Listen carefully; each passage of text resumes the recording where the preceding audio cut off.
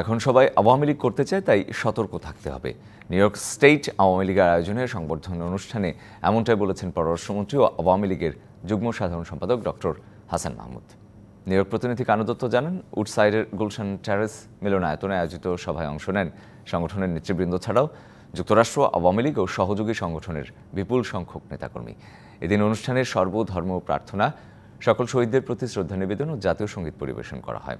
সংগঠনের সাধারণ সম্পাদক শাহিন আজমলের সঞ্চালনায় অনুষ্ঠানে বক্তব্য রাখেন যুক্তরাষ্ট্র আওয়ামী লীগের সভাপতি ডক্টর সিদ্দিকুর রহমান, আব্দুল সামাদ আজাদ, নিজাম চৌধুরী, মুজিবুর রহমান মিয়া সহ অন্যান্য নেতৃবৃন্দ। হাসান মাহমুদ বিএনপি তাদের সময়কালে জিয়া হত্যার বিচার না করার সমালোচনা করেন।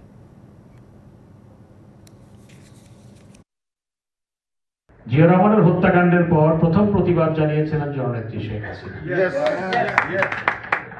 আমার প্রশ্ন বেগম খালেদা জিয়ার কাছেও, আমার প্রশ্ন বিএনপির ভারপ্রাপ্ত চেয়ারম্যানের কাছেও, যে জিয়া রহমানের হত্যা মামলাটা কেন ওনারা যখন 10 বছর ক্ষমতায় ছিলেন করলেন না? আওয়ামী লীগ একটি গণসংগঠন, অবশ্যই সবার জন্য দুয়ার খোলা, কিন্তু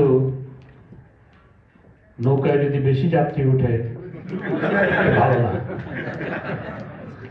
সেজন্য আমাদের একটু চোখ কান খোলা রাখতে হবে। নগদে 500 টাকা বা তার বেশি পেমেন্টে পেতে পারেন ঢাকায় জমিসহ 20 কোটি টাকার পুরস্কার।